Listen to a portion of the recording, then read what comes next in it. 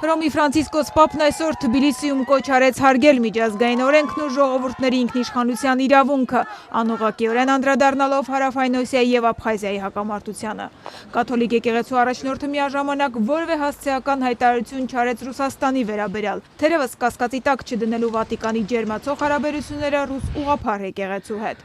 Tale autentico e duraturo progresso Տարածաշրջանի բոլոր ժողովուրդների և պետությունների խաղաղ համագործակցությունը պարտադիր պայման է իրական ու տևական առաջընթացի համար, սակայն պետությունները երբևէ չպետք է անտեսեն մյուսի ինքնիշխանության իրավունքը միջազգային օրենքի շրջանակներում։ Դեպի տևական խաղաղության և իրական համագործակցության տանող ճանապարհը կռելու համար մենք պետք է հիշենք այդ սկզբունքները։ Մեր առաջնահերթությունը պետք է լինի մարդը, ամեն բան պետք է արվի բռնություններից խուսափելու համար և յուրաքանչյուրին պետք է հնարավորություն տրվի իր հայրենիքում խաղաղ ապրելու կամ ազատորեն իր հայրենի տունը վերադառնալու։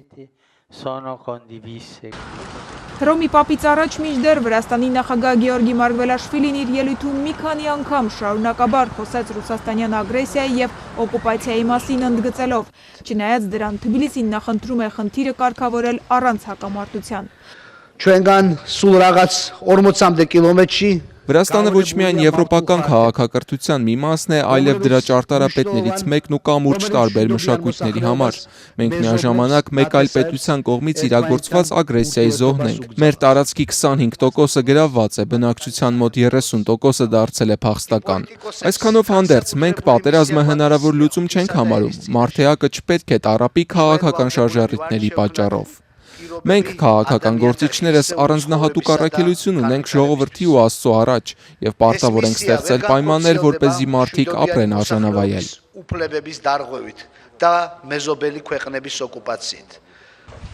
Աբխազիայի և Հարավային Օսիայի օկուպացիայի մասին խոսեց նաև համայն Վրաստանի ուղղափառ եկեղեցու առաջնորդ պատրիարք Իլիա II-ը, սակայն նրա հետ ավելի քան մեկ ժամ շարունակված հանդիպմանը ևս Հռոմի Պապը չօգտագործեց օկուպացիա եզրույթը, փոխարենը կոչ անելով առկա տարաձայնությունները հարթել սիրո և խաղաղության օգնությամբ։ Ֆրանցիսկոս Պապի օրոք կաթոլիկ եկեղեցին հետևողականորեն փորձում է ամրապնդել կապերը ուղղափառների հետ, ինչն ակնհայտորեն առայժմ ստացվում է ռուսների, բայց ոչ վրացիների դեպքում։ Վրաստանի ուղղափառ եկեղեցին շարունակում է մնալ ամենապահպանողականներից մեկը, մերժելով երկխոսությունը Վատիկանի հետ, փաստում է Reuters-ը։ Այսօր եկեղեցու առավել ծայրահեղական հայացքներ ունեցող մի քանի տասնյակ հետևորդներ անգամ բողոքի ցույց էին կազմակերպել Թբիլիսիի օդանավակայանում։ Վատիկանը հոգևոր ագրեսոր է, հերետիկոս Պապ քո այցը ուղղափառ Վրաստան ողջունելի չէ կարգախոսներով։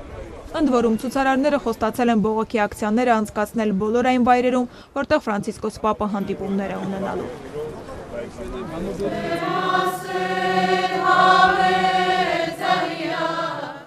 Մինչ այդ քիչ առաջ Թբիլիսիում մեկնարկել է Հռոմի Պապի հանդիպումը Վրաստանի կրոնական փոքրամասնությունների, քաղդեական և կաթոլիկ համայնքների ներկայացուցիչների հետ։ Ֆրանցիսկոս Պապին տեսնելու համար քաղդեացված թեմերի առաջնորդները աշխարհի տարբեր ծայրերից ժամանել են Թբիլիսի իրենց պատրիարքի, Իրաքի քաղդեական կաթոլիկ եկեղեցու քահանայապետ Լուիս Ռաֆայել Սաքոյի գլխավորությամբ։ Հենց նրանց հետ Պապը կաղոթի Սիրիայում և Իրաքում հալածանքների ենթարկվող քրիստոնյաների համար։ Օրեր առաջ սրբազան քահանայապետը հայտարարել էր, նրանք, որ մեղավոր են Հալեպի ռմբակոծման համար, պատասխան են տալու Աստծո առաջ և կոչ էր արել կառավարություններին մի կողմ դնել սեփական շահերը առավել մեծ նպատակի՝ խաղաղության հասնելու համար։